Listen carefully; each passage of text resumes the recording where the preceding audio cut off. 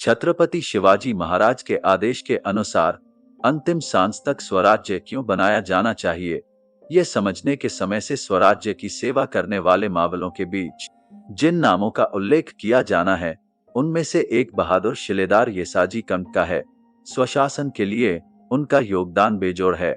उन्होंने अपने रास्ते में आने वाली हर लड़ाई का बहादुरी से सामना किया और विजयी होकर लौटे। छत्रपति संभाजी महाराज के कार्यकाल में भी उन्होंने स्वराज्य को अपनी वीरता अर्पित की थी। इतिहास जानने के बाद इस मामले का अक्सर उल्लेख किया जाता है और उनकी बहादुरी सुनकर हम दंग रह जाते हैं। और उनका नाम है येसाजी कंक। येसाजी कंक की एक और खास बात यह है कि उनका शरीर काफी मजबूत था। 100 हाथियों के बल वाले येसाजी कंक को ऐसी उपाधि देना अतिशयोक्ति नहीं होगी। इतिहास के पन्नों पर हमें एक ऐसी घटना मिलती है जिससे पता चलता है कि छत्रपति शिवाजी महाराज खुद येसाजी की शक्ति में कितना विश्वास करते थे। वही आज आपके सामने प्रकट हो रहा है। 1676 में राज्याभिषेक के बाद महाराज ने दक्षिण को जीतने के लिए एक अभियान शुरू किया। वह आदिल शाही की देखभाल के लिए कुतुब शाह को अपने साथ ले गया था। इसलिए महाराज कुतुब शाह से मिलने गए। भगनागरी में महाराजा के सभी दल का गर्मजोशी से स्वागत किया गया। महाराज के साथ साथ उनके कुछ वफादार और करीबी लोग भी थे। इसमें येसाजी कंक भी शामिल थे। जब महाराज ने दादामहल में प्रवेश किया तो कुतुब शाह ने स्वयं आगे आकर उनका स्वागत किया। जैसे ही महाराज ने उनकी जगह ली, कुतुब शाह ने उनसे वह सवाल पूछा जो उन्हें परेशान कर रहा था। राजा जी, आपकी सेना बहुत बड़ी है, लेकिन इसमें हाथी क्यों नहीं है? महाराज ने कहा, तानाशाह जी, ऐसा कुछ नहीं है। हमारे पास 50,000 हाथी हैं। मतलब एक सिपाही हाथी के बराबर होता है। यदि आप इस पर विश्वास नहीं कर सकते हैं तो हमारे शिलेदार में से किसी एक को चुने।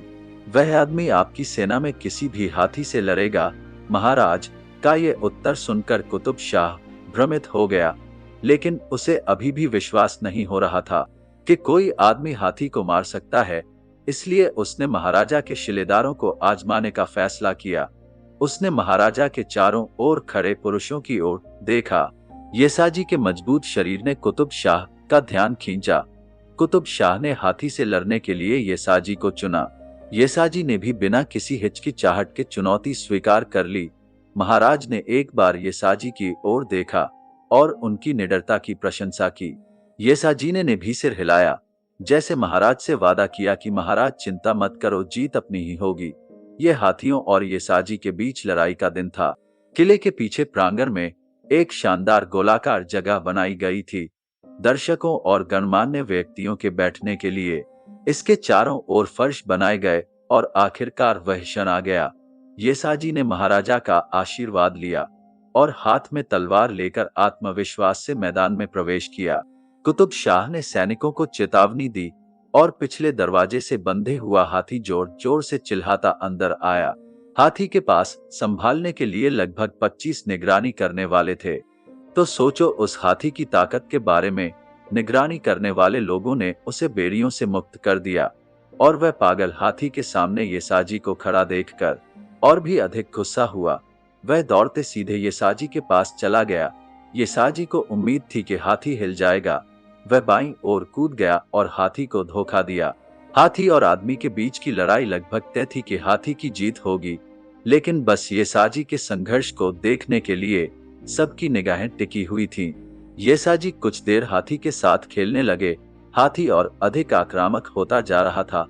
जब उसने देखा कि सामने वाला आदमी उसकी ओर नहीं देख रहा है, वह येसाजी को रौंदने की पूरी कोशिश कर रहा था, लेकिन येसाजी उससे खिलौने की तरह खेल रहे थे।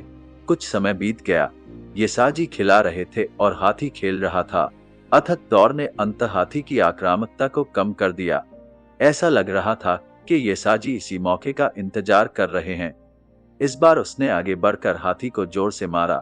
सह्याद्री की घाटी में मिट्टी में बने मजबूत शरीर से टकराते ही हाथी पल भर के लिए हिल गया, लेकिन येसाजी हार कैसे मान सकते थे।